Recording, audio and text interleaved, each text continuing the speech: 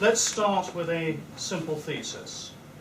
The loss of the English nation has progressed to such an extent that ordinary measures will not be sufficient to restore it. I'm going to propose to you that if we aim to see the restoration of traditional conservatism in this country, we cannot rely upon the existing mechanisms of our society, its national politics and its institutions to serve that purpose. I have two main reasons for proposing this theory, and after I enumerate them, I will then go on to explain their consequences for us and the necessity for a traditional conservative counter-establishment. The first difficulty we face is really more of a historical phenomenon than anything else. It is that where change of a widespread and a fundamental nature has occurred, it is then near impossible to return to the status quo ante. It is very apparent that if we look to English history, there are events such as the Restoration of 1660 that may seem to look backwards, but in reality constitute the combination of elements of the past and the present. The most usual pattern is that of thesis, which in this example is absolute monarchy, antithesis, the Puritan Commonwealth, and then synthesis, the constitutional monarchy that constitutes the Restoration. England is very good indeed at giving the veneer of continuity to what is in fact profound change. This can fool us into mistaking style for substance. I'm going to suggest to you that we as conservatives are too often fooled in this way, and that we are sometimes satisfied with a change of style, where in fact it is substance that needs to be addressed. Genuine change of substance, in this case reactionary reversion, is extremely rare, and will almost invariably be achieved at the cost of much bloodshed. We in Britain have not succeeded hitherto in turning the clock back in public life. I suggest it is unlikely that we can easily succeed in doing so in the future. The second difficulty is in our perception of the effects of change. We often see the results of change, and we must then look for its causes. Sometimes this is uncontroversial, but often we feel sure that we can connect cause and effect in a straight line, more because of our inner convictions, rather than because of an actual and measurable connection. Many of us believe that much of the blame for the problems that face our country can be placed at the feet of our current batch of elected representatives, or their immediate predecessors. But what if what we are actually perceiving is in fact a much more gradual and deep-rooted process working its way out, and with less to do with politicians than with social change that is the outcome of a variety of post-1945 factors? The root of conservatism is in an extremely guarded attitude to change, precisely because change has unpredictable and sometimes unmeasurable effects. We should therefore be very careful not to assume that where we propose change, we can predict its outcome. In particular, we must not assume that the solutions of yesterday can be applied to the problems of today with the same results. And we must be aware that anything we create will be at constant risk from both external opposition and infiltration. Conservatism and traditionalism are not ideologies. They are anti-ideological in that they rest upon a system of fixed guiding principles rather than upon an agenda based on change. As such, if we define ourselves as conservatives and traditionalists, we need to beware of ideologically driven forces that oppose what we stand for. In our time, the two most prominent ideologies that threaten conservatism and traditionalism are socialism and neoconservatism. Neoconservatism is the outcome of an attempt to apply left-wing models of ideology and change to core conservative ideas. Because ideology and traditional conservatism are opposites, what this produces is a hybrid of limited conservative principle and a leftist commitment to so-called progress and constant change. Neoconservatism wins a popular mandate by accepting the left's rules and playing the left's game, but it is a complete misconstrual of conservatism, because constant change can never bring about conservative ends. If a conservative government were to behave in a truly conservative way, the first thing it would do upon gaining power would be to reverse much of the legislation of the past 20 years and secure our immediate withdrawal from the European Union. We should be clear that if we do not find that the present-day Conservative Party is advocating that this is what should happen, we must conclude that it is because it is no longer conservative in any true sense of that word. Instead, what it is illustrating very clearly is the confusion between style and substance that I outlined earlier. The reality is that the Conservative Party today is a mixture of several strands, of which the most prominent are neoconservatism and centrist, that is to say, left-wing conservatism.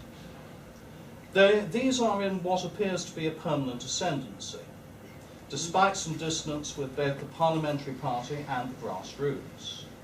They are in the ascendancy for one reason and one reason only, because to engage with modern politics involves both the acceptance of change and a commitment to continuous change, which is incompatible with traditional conservatism, and it is by nature ideological. It has become impossible for anyone in mainstream politics to say that they are a reactionary or a traditionalist, or that if they are given power, they will reverse the measures of the previous government. They must instead embrace the ideology of change, and in doing so they will cease to profess the substance of traditional conservatism and retain only at best its style. They will be asked, what will you do if we vote for you? And what they should answer is, we shall take such measures as are necessary to preserve and protect the enduring traditions and way of life of the English people.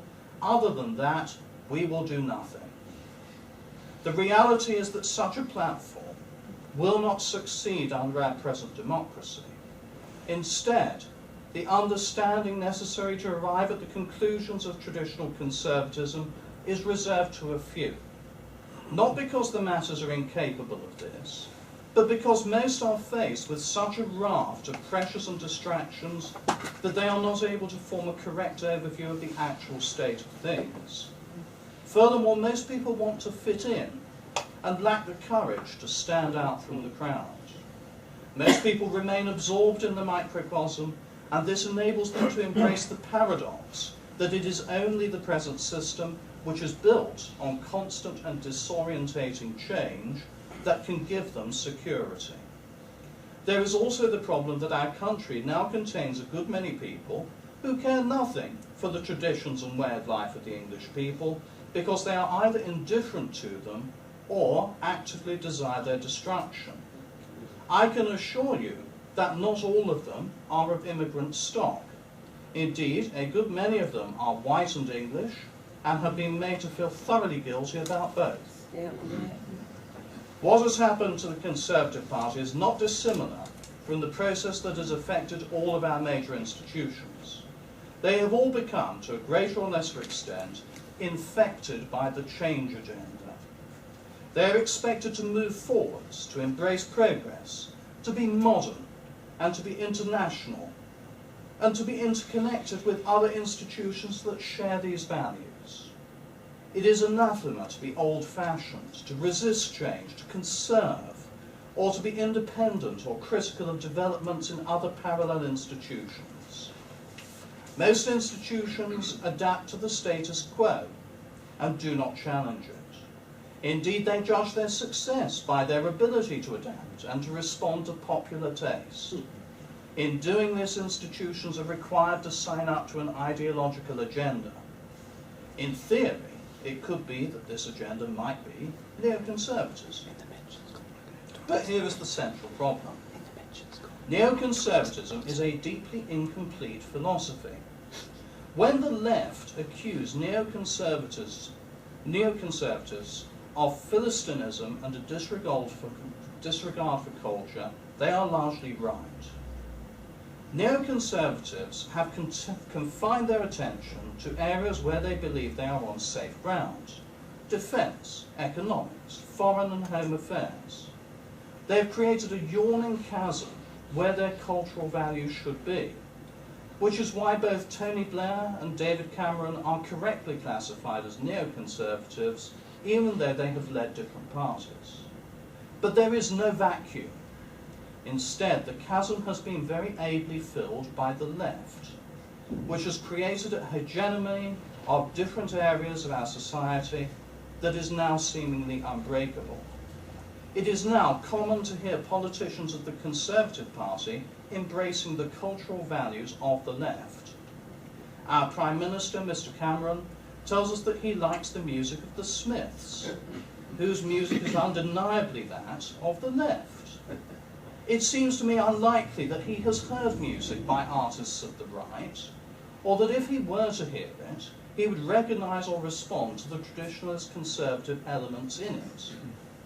He has not done so because fundamentally culture is not important to him except as relaxation, as oral wallpaper, or as a shared experience with his peers. He does not realise that unless the right can advance its own cultural values and successfully combat those of the left, it will never offer a complete solution to the problems of this country. As soon as we start to talk in depth about the cultural values of the right, we are faced with the relentless onslaught against those values that began among Marxist thinkers and has become a key element of the post-1945 consensus. For leftists such as Adorno and Horkheimer, rightist culture was a symptom of what they, in the left's quasi-psychoanalytic jargon, called the authoritarian personality.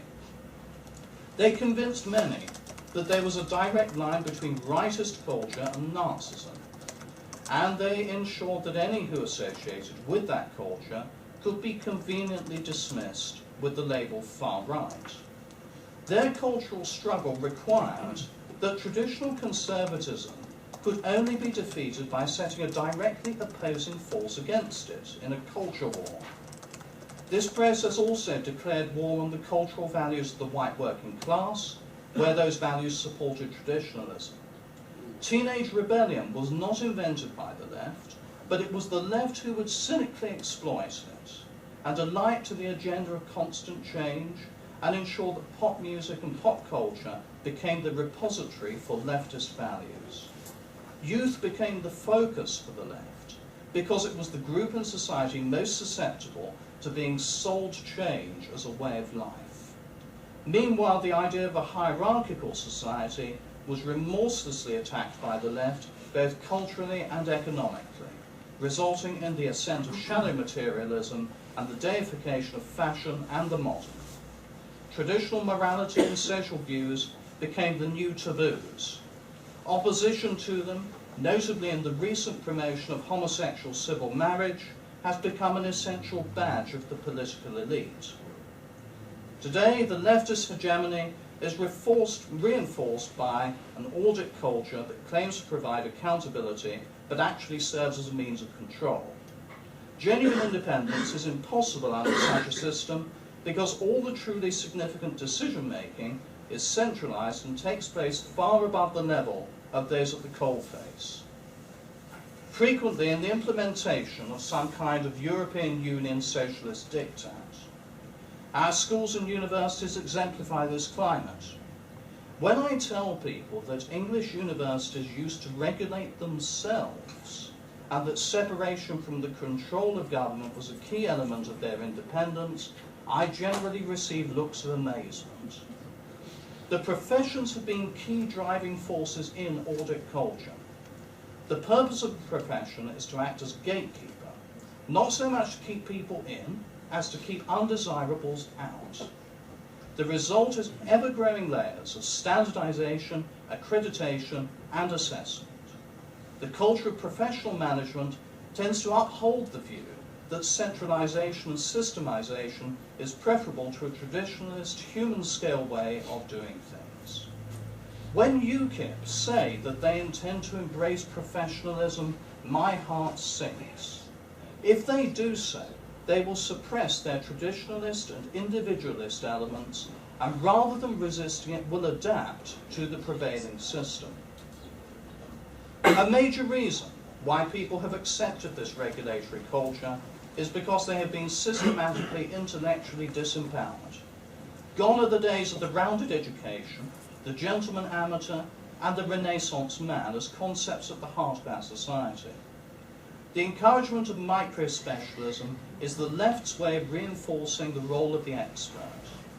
In academia, post-war structures such as peer review, scientific method, and departmental collegiality mean that a hegemony is reinforced and that those who would challenge it are firmly excluded. The global warming fiasco exemplifies this very clearly.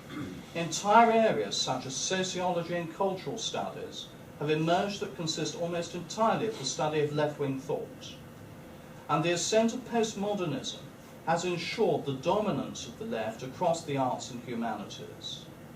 Meanwhile, those who educate themselves on a topic find that their opinion is discredited as supposedly unqualified, not because of any deficiency in their expertise, but because they speak from outside the academy. A certain amount of dissent is of course tolerated within the establishment, just as it was in the Soviet Union. But if anybody transgresses too far against the sacred cows of political correctness, he or she is hung out to dry and the establishment closes ranks. Some choose to be rightist dissidents within leftist institutions and are granted some degree of toleration in consequence. But this is a lonely and often bitter calling. Professor Roger Scruton has talked eloquently about the decade he spent within mainstream English academia. His dissidents achieved little in the way of change. In the end, it simply wore him down. Because the left has comprehensively captured our institutions, we cannot simply expect a change of government to bring about improvement. Nor can we adhere to a nation that may call itself by an old name while completely changing its substance. The label may say Chateau Latour, but opening the bottle reveals the whiff of Sarsons. In place of a political adherence to the nation as it stands, we must substitute adherence to the core values that support the nation, as traditional conservatives understand it. If we do not, then we fall into the very trap that the left has set for us, and find ourselves supporting the remnants of style rather than substance. In the culture war, we need first of all to acknowledge that we have not so much lost as failed to put up much of a fight to begin with. Now we would need a revolution in the prevailing culture of our country before we can see genuine results. We need, in short, to rebuild our nation from the ground up, not the top down. Most public sectors are so ideologically committed to a leftist agenda that they will bring this country to a halt with a general strike before they will accept the defeat of their ideology. Unfortunately, we cannot simply dispense with them. If we do, we will be in a position where we cannot govern. The European Union will not go away without exacting as heavy a price as it can for our withdrawal.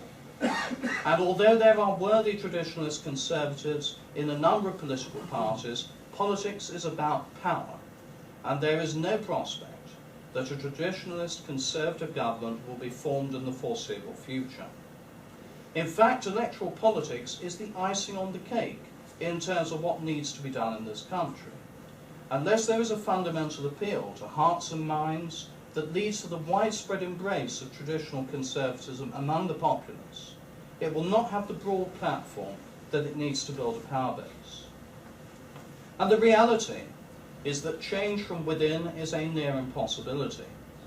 The left has secured such a stranglehold not only on our institutions, but their supporting multi-layered framework, that a fundamental reversion in their character would require complete control of both those institutions and the framework to succeed. So we are back at the grassroots, and it is there that the counter-establishment must start. There is a parallel in the position that the Catholic Church has found herself in since the modernist disasters of the First and Second Vatican Councils. In both cases, these events have prompted resistance groups, which have, in the case of those reacting to the First Vatican Council, with whom I myself have association, lasted for well over a century now. Bishop Richard Williamson, who represents the resistance to the Second Vatican Council, has said, "It seems that today God wants a loose network of independent pockets of Catholic resistance, gathered around the Mass, freely contacting one another, but with no structure of false obedience."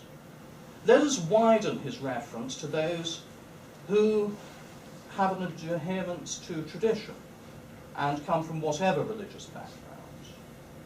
Then we have a model for a counter-establishment, one that does not enter into the inevitable fissuring of large institutions, but that instead centres each nexus upon a central and perhaps specialised principle, working cooperatively with others when necessary, but concentrating upon a local and grassroots cultural restoration that can establish the proper foundations upon which a return to order can be built.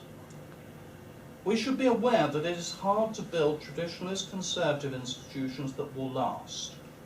The law and its myriad regulations enforce leftist principle and restrict what can be done.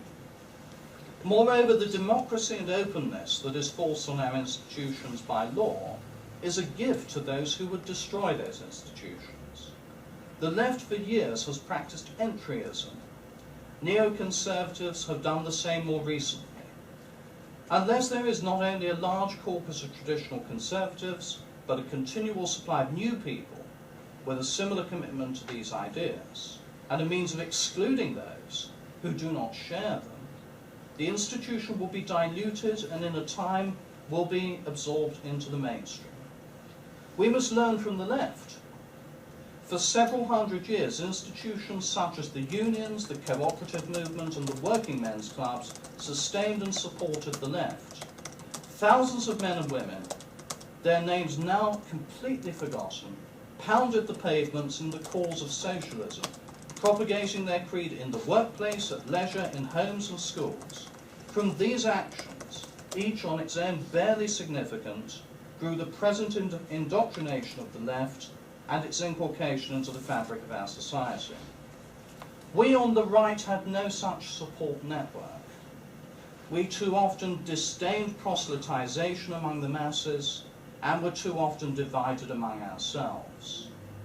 It is only through the life and values of a community that we can allow the individual to experience what would otherwise be an intellectual abstraction. We need to use what opportunities remain to us within the law to organise and to work together with common aims to preserve and restore traditional conservative values through institutions such as the Traditional Britain Group and through building others which will nurture and promote the culture of the right both locally and nationally for generations to come. Above all, we need those who have wealth to establish permanent foundations that will embody and perpetuate the ideals that they believe in. And we need to ensure that traditionalists have large families and strong support networks. Strategically, we must assert our rights as vociferously as do many minority groups in this country. We must do so without shame, without apology, and without fearing the inevitable condemnation both of the left and of neoconservatives. The mainstream media are largely creatures of the left or of the quisling right. The internet has proved a godsend, largely because its reach is out of all proportion to its costs. I am greatly encouraged by the spread of traditionalist ideas on the internet and by the number of young people who, perhaps in response to being force-fed a constant diet of socialism and egalitarianism, are discovering those ideas and actively debating them. At the end of the day, the rebuilding of our nation starts with its most fundamental units, its individuals and families. It begins with the reinforcement of inner principle that leads to knowledge and the development of consciousness, as Julius Evola terms it, inner awakening. Only when we are able to work these ideas out in ourselves to the point where we ourselves are living a free life, can we then begin the essential process of passing those values on to others? Our mission is one of resistance, and our planning must be for the long term, towards an ultimate aim that is beyond the lives of many of us and that will live on in others. There will eventually come a point where the present society will show its weakness openly and where public dissent will spill over. What will be needed then will be those who can channel that dissent and provide solutions to it that have at their root the most fundamental values of our civilization. That will be our moment, and we must be ready for it. Thank you very much.